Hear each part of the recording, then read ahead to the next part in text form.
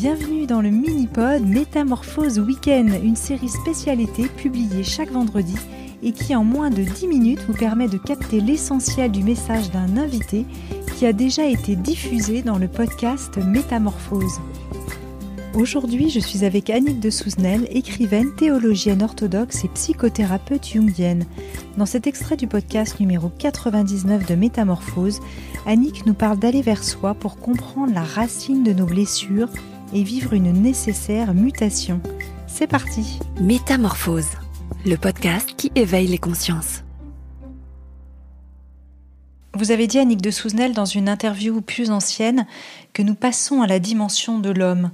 Est-ce que c'est une dimension justement plus consciente et comment accueillir et développer cela, vivre cette fameuse mutation intérieure dont vous parlez? Comment apprendre à respecter les lois ontologiques, celles qui nous verticalisent? Vous voyez, ce sont plusieurs questions que vous me posez ici. Et les lois ontologiques, ce sont les lois qui sont écrites dans essentiellement les 2 premiers chapitres de la Genèse.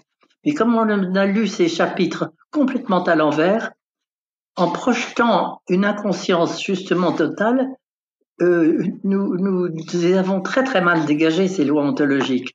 Et c'est ça qui fait que nous contrevenons à elles. Vous savez, je les compare toujours à cette loi qui fait que une maison tient debout grâce à son mur de soutènement. Et si on ignore cela, et si on abat le mur de soutènement, la maison nous tombe sur le dos. Et il n'y a pas de bon Dieu pour nous punir, mais c'est la loi ontologique qui a été transgressée. Et c'est ça que nous faisons continuellement, avec tout ce que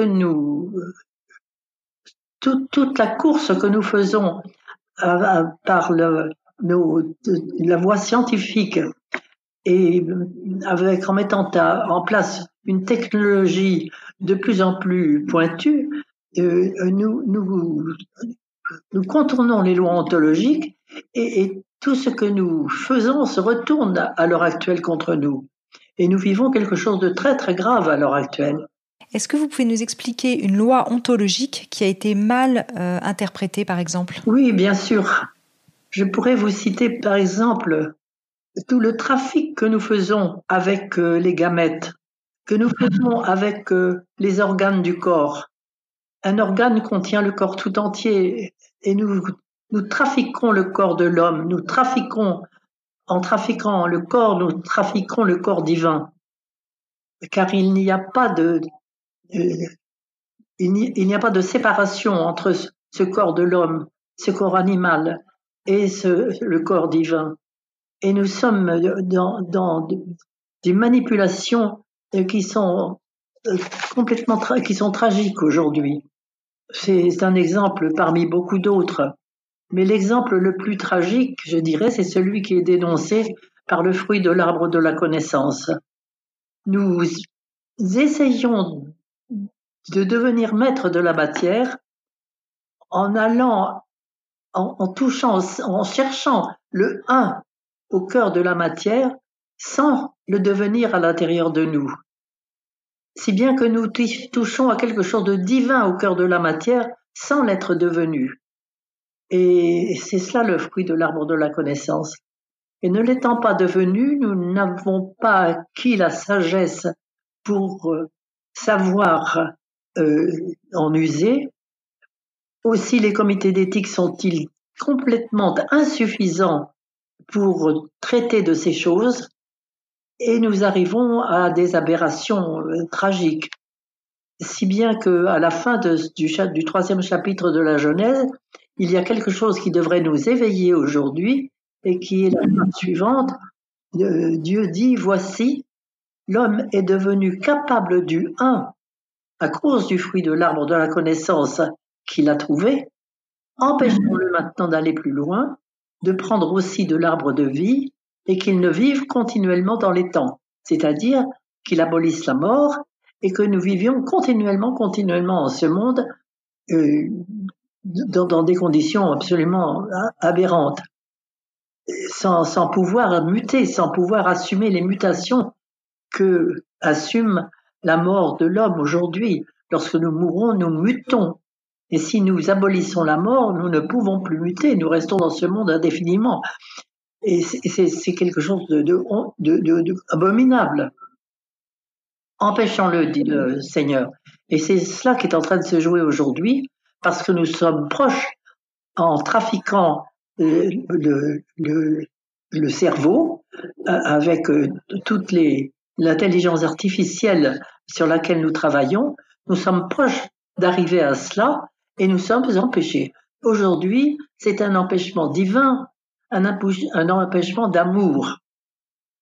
Si vous voulez, cela ressemble à un enfant à qui le père a dit que l'eau, il fallait savoir nager pour pénétrer dans l'eau, et l'enfant a voulu quand même pénétrer dans l'eau sans savoir nager, et il s'enfonce. Et le père arrive pour le retirer à temps, mais il n'a pas pu empêcher que l'enfant boive un bouillon énorme. Donc, si vous voulez, nous sommes en train de vivre cette étape-là. Nous sommes en train de vivre quelque chose d'extrêmement difficile, douloureux. Ça va continuer d'ailleurs, j'en ai très peur, mais nous sommes empêchés d'aller plus loin dans notre folie.